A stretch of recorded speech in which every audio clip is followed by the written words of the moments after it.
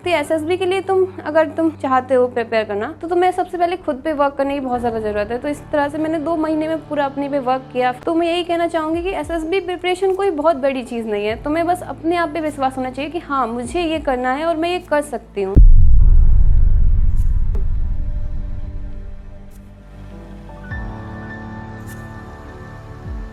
जय हिंद, मेरा नाम है कोमल सैनी और मैं भरतपुर राजस्थान से हूँ।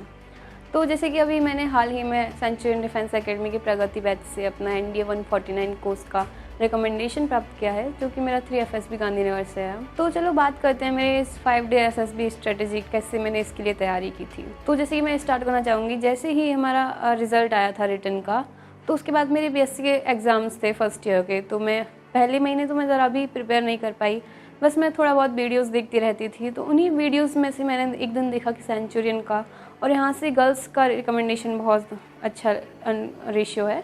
तो वहीं से मैंने डिसाइड किया कि मैं सेंचुरियन ज्वाइन करूँगी।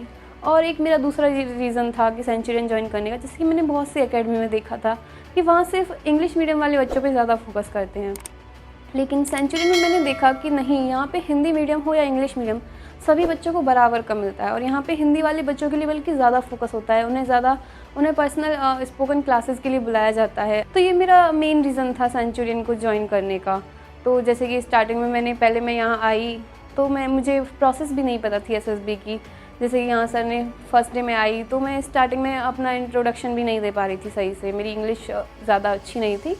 तो फिर मैंने जैसे कि टाइम बीतता गया, सर ने प्रोसेस से हमें रूबरू करवाया, जैसे कि स्टार्टिंग में क्या होता है, कैसे स्क्रीनिंग होता है, कहाँ कैसे OIR होता है, फिर तुम्हारा साइक टेस्ट होता है, उसके बाद तुम्हारा इंटरव्यू होता है और फिर GTO। तो इस तरह से सर ने सबसे पहले हमें प्रोसेस बताया। उसके बाद बात करते हैं कि मैंने खुद को अपने आप को कैसे प्रिपेयर किया। जैसे कि मैं कहना चाहूँगी कि स्टार्टिंग में 1 महीने मुझे ऐसा लगा कि यहाँ पे पूरी मुझे प्रोसेस बता दी गई थी, पर फिर मुझे फील हुआ कि नहीं, कुछ चीज़ें हैं जो मुझे खुद से तैयार करनी होंगी। जैसे कि मेरे नॉलेज की बात करूँ तो जैसे कि कुछ इंटरनेशनल ऑर्गेनाइजेशंस थे और बहुत सी चीज़ें थी, जियो पॉलिटिक्स में क्या चल रहा है, करंट में क्या चल रहा है, कहाँ क्या हो रहा है, ये मुझे ज़रा भी पता नहीं था। तो उसके लिए मैंने फिर स्टार्टिंग किया न्यूज़पेपर रीडिंग।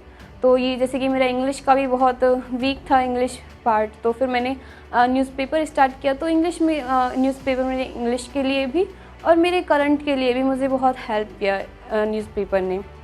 तो जैसे कि मैं पहला बताना चाहूँगी, जैसे कि साइक टेस्ट है। साइक टेस्ट के लिए तुम्हें सबसे पहले डिसाइड करना होता है कि तुम्हारी राइटिंग स्किल वो बहुत अच्छी होनी चाहिए, तुम्हारी स्पीड टाइम के अकॉर्डिंग होनी चाहिए। तो उसके लिए पहले से सर ने हमें बताया कि तुम्हें कैसे अपनी स्किल पे वर्क करना है। तुम्हें पहले टाइम लगाना है और उसके बाद तुम्हें वर्ड्स लिखने हैं, तुम्हें अपने फ्रेंड्स की, तुम्हें अपने पेरेंट्स की हेल्प लेनी होगी कि आप लोग वर्ड्स बोलिए और मैं उसको अपनी स्किल्स की बढ़ाने के लिए लिखती हूँ। तो मैंने ये सब किया। मैंने अपनी स्किल्स पे राइटिंग स्किल, जैसे कि स्टार्टिंग में मेरी बहुत कम थी, मैं अपनी पूरी 4 मिनट में स्टोरी कंप्लीट नहीं कर पाती थी, लेकिन जैसे कि सर ने बताया कि तुम्हें कैसे वर्क करना है, उस तरह से मैंने स्टार्टिंग में 1 महीने में जैसे कि पूरी प्रोसेस जान ली थी। तो फिर 2 महीने मैंने अपने आप को दिए, वो मैंने घर रह के पूरी मैंने अपनी तैयारी की, अपनी सारी चीज़ों पे वर्क किया। जैसे कि मैं बता रही थी कि मैंने इंग्लिश अपनी राइटिंग स्किल पे कैसे वर्क किया था। जैसे कि सर ने जैसे जैसे हमें बताया था तो फिर मैंने वही किया। मैंने अपना टाइमर लगाया, मैंने देखा कि मैं कितने वर्ड्स लिख पा रही हूँ, मेरी स्टोरी कितनी लंबी हो रही है, कितनी छोटी हो रही है, मैं 4 मिनट में पूरी कर पाऊँगी या नहीं। तो मैं साइक के लिए राइटिंग स्किल्स का होना बहुत ज़रूरी है, क्योंकि जब तो कुछ तुम्हारे माइंड में हो और तुम उसे लिख ही ना पाओ तो फिर क्या फ़ायदा। तो तुम्हारे राइटिंग स्किल तुम्हारी साइक के लिए बहुत ज़रूरी है। जैसे कि वेट का है, वेट में तुम्हें थॉट्स आ जाते हैं, लेकिन कभी कभी थॉट्स इतने लंबे होते हैं कि तुम लिख ही नहीं पाते हो 15 सेकेंड्स में। तो मैं कहूँगी कि साइक के लिए मैंने अपनी राइटिंग स्किल पे बहुत ज़्यादा वर्क किया था। इसके अलावा जैसे कि और भी चीज़ें थी, जैसे कि कई बार मेरे वर्ड्स के कुछ मुझे मीनिंग्स नहीं पता थी। जैसे कि वेट में वर्ड्स आते हैं, मेरे बहुत बार छूट जाते थे क्योंकि मुझे मीनिंग ही नहीं पता थी। तो इसलिए मैंने अपनी जैसे कि न्यूज़पेपर रीडिंग में मैं उन वर्ड्स को नोट कर दी थी जो मुझे नहीं आते थे, फिर उनका मैं मीनिंग देखती थी और साथ ही साथ सिनोनिम्स देखती थी कि बाई चांस अगर इसका कोई सिनोनिम आ जाए तो इस तरह से मैंने अपनी इंग्लिश पे भी वर्क किया और साथ ही साथ स्किल्स पे भी वर्क किया था, राइटिंग स्किल्स पे। अब इसके बाद बात करते हैं जैसे कि हमारा दूसरा था इंटरव्यू। इंटरव्यू के लिए मेन चीज़ जैसे कि सर ने बताया कि इंग्लिश इतनी ज़्यादा मैटर नहीं करती, लेकिन अगर तुम इंग्लिश में बोलते हो तो वो तुम्हारी मॉड्यूलेशन उसमें होना चाहिए, तुम्हारी चीज़ें अच्छे से तुम बता पाओ, तुम्हारी एक्सप्रेशन जो एबिलिटी है वो अच्छी होनी चाहिए। इसके लिए मैंने मिरर के सामने प्रैक्टिस की, जैसे कि मैं कोई भी टॉपिक लेती थी उसे, जैसे कि मेरे छोटे बहन भाई थे तो मैंने उनके साथ भी बहुत प्रिपेयर किया था अपनी एक्सप्रेशन एबिलिटी। जैसे कि मेरे साथ होता था कि मेरा माइंड में जो चीज़ें हैं मैं कह नहीं पाती थी ठीक से, लेकिन बाद में मैंने क्या किया कि मैंने मिरर के सामने बहुत प्रैक्टिस की, मैंने अपने फैमिली के सामने प्रैक्टिस की, तो इसने मुझे बहुत ज़्यादा हेल्प किया। उसके अलावा मैंने फिर इंग्लिश में भी ये सारी चीज़ें की। पहले मैं हिंदी में करती थी, जैसे कि स्टार्टिंग में मैं अपने थॉट्स को हिंदी में सबको बताती थी कि ये चीज़ है और ये ऐसे ऐसे है, लेकिन उसके बाद फिर कुछ दिन हुए तो फिर मैंने इसे इंग्लिश में स्टार्ट किया। इससे तुम्हारी एक तो इंग्लिश एबिलिटी अच्छी होती है इंग्लिश बोलने वाली, और ऊपर से फिर तुम अपने आप को एक्सप्रेस कर पाते हो, तुम्हें लोगों से डर नहीं लगता है। तो मैं कहना चाहूँगी कि जैसे कि इंटरव्यू के लिए मैंने अपनी इंग्लिश पे वर्क किया था, हालांकि मैं इतना अच्छा नहीं कर पाई, लेकिन जो सर ने मुझे कहा कि मेरा मॉड्यूलेशन में जो मुझे प्रॉब्लम आ रही थी तो वो मैंने बहुत कवर करने की कोशिश की। मैंने फिर इंटरव्यू के लिए ऐसे अपनी स्पीकिंग एबिलिटी पे बहुत वर्क किया था। तो फिर जैसे कि हमारा थर्ड होता है कि जीटीओ के लिए तुम्हें फिजिकली फिट होना बहुत ज़रूरी है। तो इसके लिए तुम्हें सबसे पहले अपनी डाइट, जो कि तुम अभी बाहर का, जैसे कि हम देख सकते हैं कि आज के यूथ बहुत ज़्यादा बाहर का खाते हैं, तो ये तुम्हें पहले बंद करना होगा। पहले तुम्हें अपनी डाइट सुधारनी है, उसके बाद तुम्हें अपना डेली रूटीन क्या है, तुम्हें डेली रनिंग के लिए, वॉकिंग के लिए टाइम निकालना होता है। जैसे कि तुम्हें वहाँ पे वही बहुत सारे ऑब्स्टिकल भी होते हैं तुम्हारे, तो तुम्हें वही उसी हिसाब से प्रिपेयर करना है। जैसे कि मैं मेरी बात करूँ तो जैसे कि मैं फार्मिंग मेरा बैकग्राउंड था, तो मुझे इतनी ज़्यादा प्रॉब्लम नहीं थी, लेकिन मैं कहूँगी फिर भी मैंने इसके लिए प्रिपेयर किया। मैंने रनिंग की पर्सनली, और अपने आप को तुम्हें मेडिटेशन इसमें बहुत ज़्यादा हेल्प करती है। मैं कहूँगी मेडिटेशन तुम्हारे साइक पार्ट के लिए बहुत ज़्यादा इंपॉर्टेंट है।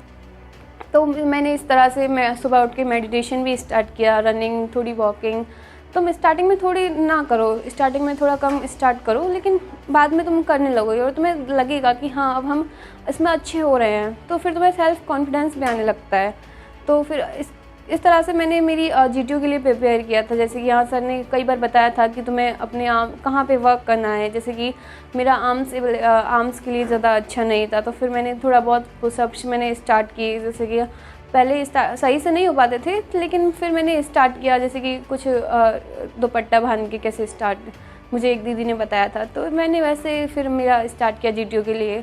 और तुम्हारा बाकी सब के लिए, जैसे कि तुम्हारा जीडी वगैरह के लिए तुम्हें नॉलेज बहुत ज़रूरी है।